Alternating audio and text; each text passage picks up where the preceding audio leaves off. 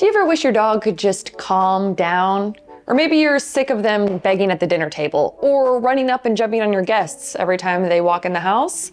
Well, in today's video, we're gonna solve all of those issues with this very command. This is my foster dog named Crash, and he's just a little bit crazy, hence the name Crash. He's a knucklehead. He doesn't have a natural off switch. He has this tendency when he's in my house to just buzz around all of the time. He likes to jump on my dog. He likes to jump on my cat. He likes to jump on my husband. He likes to just parkour off of walls in general. So this command place that we're gonna be teaching our dogs today is gonna help to teach them an off switch. It's gonna tell him to go to his dog bed and to lie down and relax. Something that does not come naturally to him. What you're gonna need to get started to teach this is your dog's favorite training treats. For Crash, he's extremely food motivated, so I'm just gonna use his kibble. Treats, a treat pouch, a leash. I'm gonna be using a slip leash, as well as an elevated dog bed. Now, this is the most important one. You can use any regular dog bed that you already have at home, but your dog will be a lot more successful on an elevated surface. You know those little trampoline things that dogs lay down on sometimes? That's the kind of bed that I'm referring to. You see, it's a really clear boundary. The dog gets up, they get snackies, they take a step off, they feel the leash pressure, so dogs tend to pick up on this command really quickly because it's very easy for them to identify what we're asking, which is just to simply stay on the bed. Additionally, when I try and place dogs on regular dog beds, I find that they get hot, so they want to get off more often, versus this elevated bed is going to help keep them nice and cool. It's also good because it keeps them off the floor. Let's get to training. Now you need to figure out what word you're going to use. I like to use the command place to get on the bed, and then free to get off of the bed. Some people like to say mat, some people like to say bed. You could say banana. I don't care what you say, but it's gonna be one word, not a phrase. It's gonna be one word that means go to the bed, and then another word that means get off of the bed. Starting off, I want you to actually flip that elevated bed upside down to where it's flush on the floor. For nervous dogs, stepping on that weird trampoline thing can make them a little nervous. So if we flip the bed upside down and just toss some treats to it, it's gonna help them get a little curious and investigate and learn to trust that surface as they step on it. Once your dog gets comfortable walking on and off the surface as it's flipped over, then go ahead and flip it the other way. Now we're gonna get into our very first official game. In this game, we call the hallway game. We're gonna treat the bed as if it is a hallway and there are walls on each side, and your dog can only enter and exit going this way. Go ahead and get out your treat, show your dog that you have it. First thing you're gonna do is say the command, place. Then I want you to add leash pressure. So pull up on your leash. This is gonna be the guiding factor here. Your leash guides your dog in the direction we want them to go. So treat in front of the nose, leash pressure up.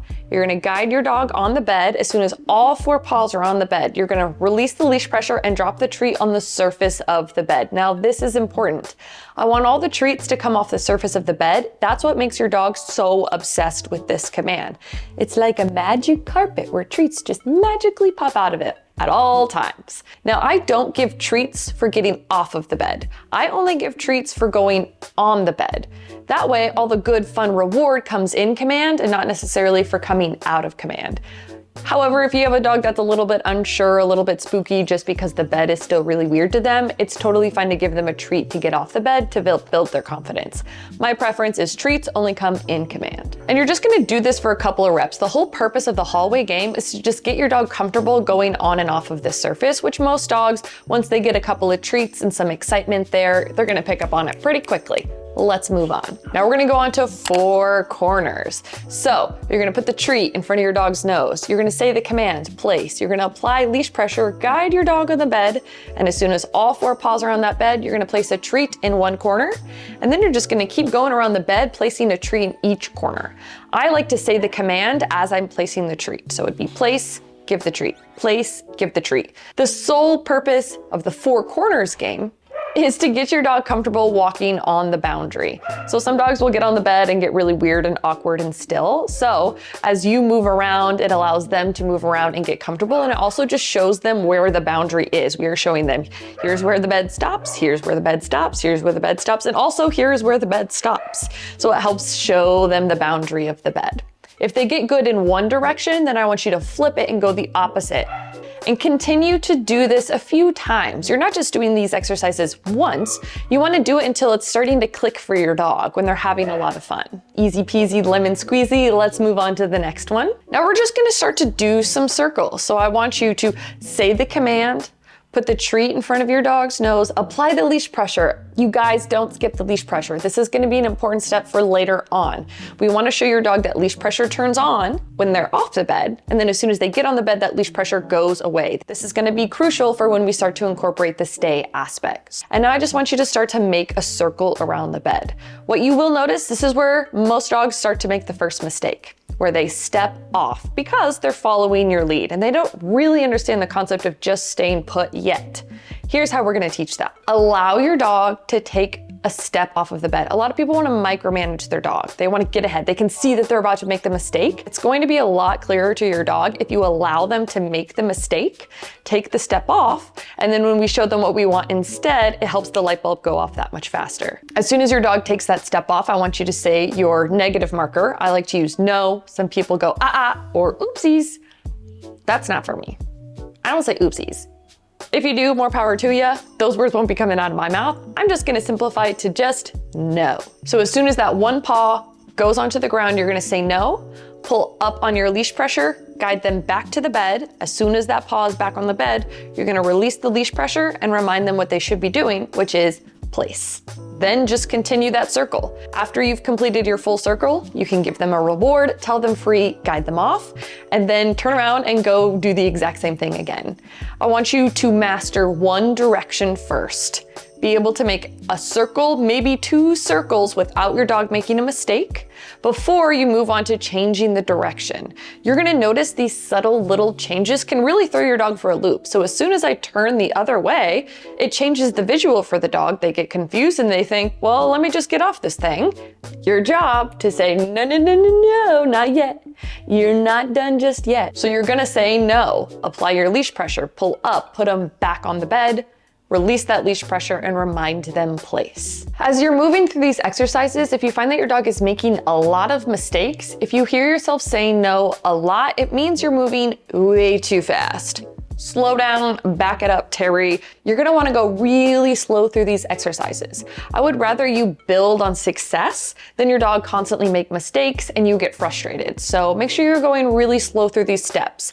Don't move on to the next step until you master the first one. But since we've mastered it, let's move on. Okay, this next game, we're gonna start to turn our circles into a cinnamon roll. Because you know how cinnamon rolls, like they have a center and then they get bigger and bigger and bigger. That's what we're gonna start to do here. So you're gonna have your leash in your hand. You're still making the circle around the bed, but you're gonna take like a half a step away and then make a circle. And then a little further and then make a circle. Every time you complete a circle, reward your dog. Bonus, if your dog goes into a sit, I definitely want you to reward them because that's one step closer to getting them to relax, which we'll talk about here in just a sec. But if you see your dog go into a sit, I want you to go back and reward. If you see your dog teeter on the edge of the bed, but then ultimately choose to stay on the bed, I want you to reward. We are rewarding good decision making. So if your dog's making a good decision, make sure you're letting them know that. For my positive marker, I like to say good. Some people like to say yes. I personally just annoy myself when I say that, so I like to use good. Use orange juice. I don't care what you say. You get what I'm getting at here? Be consistent with the words that you use. So I say good and then pair it with a treat. So you're doing your cinnamon roll, right? And then you just get a little further and a little further. This is again where your dog will likely start to make those mistakes. You move away from the bed and they want to follow your lead. Allow them to take a step off, say no, and use your leash pressure to get them back on the bed. Now I want you to keep the leash in your hand during this exercise. You're gonna have really quick timing to be able to communicate to them that they've made a mistake by pulling up on the leash and putting them back on the bed. Once you've worked to the length of your leash, which is gonna be about 6 feet, going in one direction, again, switch up the direction, go the opposite way, but keep that leash in your hand. And anytime you see your dog making a good decision, I want you to reward that good decision. Okay, you've mastered that part. Here's the fun part. You're gonna start to drop the leash. I know. This is where you start to feel a little crazy. You start to lose that control. Your dog starts to feel a little bit silly. They see that you've dropped the leash, but we're gonna make it real easy peasy. So while you're making that cinnamon roll circle, you're just real sneaky like gonna drop that leash. Don't make a big deal about it. keep walking in that circle. As soon as you complete that circle, go back and reward your dog. Remind them the command when you take a step away. So I don't actually teach stay. Stay is implied in place. The reason being is because people tend to overuse stay. They do that like stay, stay, stay, which is just annoying. And ultimately, I want you to say less. It's not very realistic if you're sitting there cooking dinner going stay, stay. So we're gonna train for real life here. All we're doing is saying the command place. If the dog gets off, we're saying no, using our leash pressure to reset them and reminding them place. But a little helpful way that we can imply this concept is every time I take a step away from the bed, I'm gonna say place and then step away. So it's a little reminder cue to stay put. Now, if you prefer to say stay, it is not the end of the world. I just encourage you not to overuse it. Say it once, you don't need to repeat it. Okay, so now you're making those circles around the bed without the leash in your hand. And again, you're just gonna slowly work further and further and further away. This is what we call distance.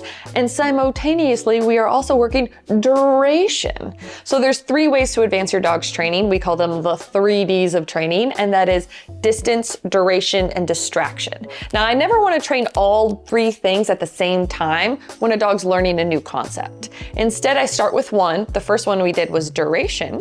So the dog was there for a longer period. We continued to reward them. But now that the dog's getting better, we're adding a bit of distance to this. So we're working duration and distance at the exact same time. Now, at this point, if this is your very first training session, your dog might not even be ready for these steps. So know that when you're training your dog, it is best to have really short, high energy, fun sessions, but quit while you're ahead. I would say a pretty sweet spot for training is gonna be between 10 to 20 minutes, really just depending on your dog. If you have a dog that it's just really clicking for left and right, then you can push it to that 30-minute mark. But what ends up happening is they get mental fatigue because they're using a lot of brain power through these exercises, and they start to turn into what I call drunk baby. And drunk baby is a cranky baby that needs a nap because they use too much brain power. Always make sure that you're gonna quit your training session before they get to drunk baby mode. So the last thing you're gonna be looking for when training place, you might not get to this in the first session, you might not even get to this in the first week. It really depends on the dog. You're gonna want to see them lie down. Now, you are not telling them down. Remember, the only command I am saying in this session is place, good, no, and free. Okay, so I'm saying a few things, but the point is, I'm not also prompting them to sit or to down. If you are, well, then you're just working sit or down. But I like place to be more lenient. This is where dogs are a lot more successful because it's a less strict command than sit or down. On place, your dog can be standing, they can be sitting, they can be downing, they can be rolling, they can be doing really whatever they want on place as long as they are on the bed. However, how we teach our dogs an off switch, which is what I referred to in the very beginning of the video, how we're teaching our dog an off switch, is we're gonna reward them when they calm down and relax. Again, I'm not telling him to down. I'm gonna wait him out, and when he downs all by himself, I'm gonna take my entire treat pouch and I'm gonna dump it on the bed, I'm gonna give him the biggest belly rub, and then I'm gonna quit the session. This is what we call jackpot. So we are gonna be rewarding calm, relaxed behavior. This is how we are going to imply that when you go to your dog bed, you lie down and you relax. But if you let it be your dog's idea, you didn't tell them to do it, it was their idea, you make a really big deal about it, you tell them that was the best idea you've ever had, your dog goes, oh my God, that was the best idea I've ever had, and then they do it again and again and again. They learn that relaxing gets you praise and reward. And if you make that reward really high value, being a lot of treats, a lot of belly rubs and kisses and smooches, then they're gonna offer that behavior more often. Your dog is always looking for a way to get your attention. So if we flip it on them and say, you get my attention not by barking and whining and scratching and jumping, instead, you're gonna get my attention by relaxing and being calm and quiet. This is how we're teaching our dog an off switch. For dogs that it does not come naturally to, we are gonna make being calm the most rewarding thing in their life. Now again, this might not happen in your very first training session. Unless you have that lazy potato dog, good for you. Make sure you're giving them lots of snackies for relaxing. But for those really high energy dogs, it might take you a few sessions where all you do is simply sit on the couch and wait them out. Crash tends to get really antsy. He goes to the edge. He wants to get off. I have to continue to reset him. It's probably gonna take him a hot minute before it clicks for him, but guess what? I've got the time and I'm gonna be patient and wait him out. So wait till you find that moment for them to relax and reward it big. Don't tell them to down. Let it be their idea. I promise the light bulb is gonna explode. It'll click so good. So that was your first training session. I would say the first week, a really good goal is gonna be to get at a 10-foot distance and work them for 10 minutes. Now, this does not mean it has to be a clean 10 minutes where they're there for 10 minutes, but if you can aim towards that, even better. Remember, when your dog gets off the bed, to mark it with no and use your leash pressure to reset them. This is how we're teaching them stay. And you might have a really pushy dog who gets off over and over and over and over again. Well, guess what? You're more stubborn than your dog. You are more persistent than your dog. You are going to consistently tell them no and put them back on the bed. Make sure you don't give up. Additionally, don't tell them place if you're not in a place to follow through with the command. If you're busy and you have a lot going on, if you say the command and don't follow through, your dog's gonna find all those weak spots and go, yeah, you don't pay attention. Yeah, you're not consistent.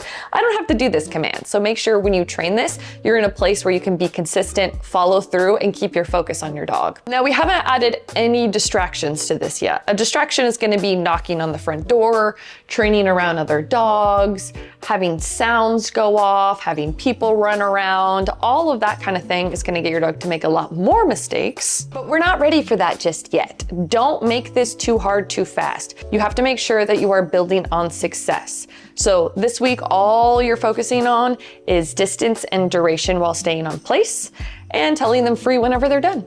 Thank you so much for watching this video. Make sure you're subscribed because we are not done training. I am taking Crash through an entire training series, and at the end of this series, I am hoping to find him his forever home. So stay tuned, subscribe, like this video, and I'll see you guys in the next one. Happy training. Make sure you train this week, okay? Good luck, bye.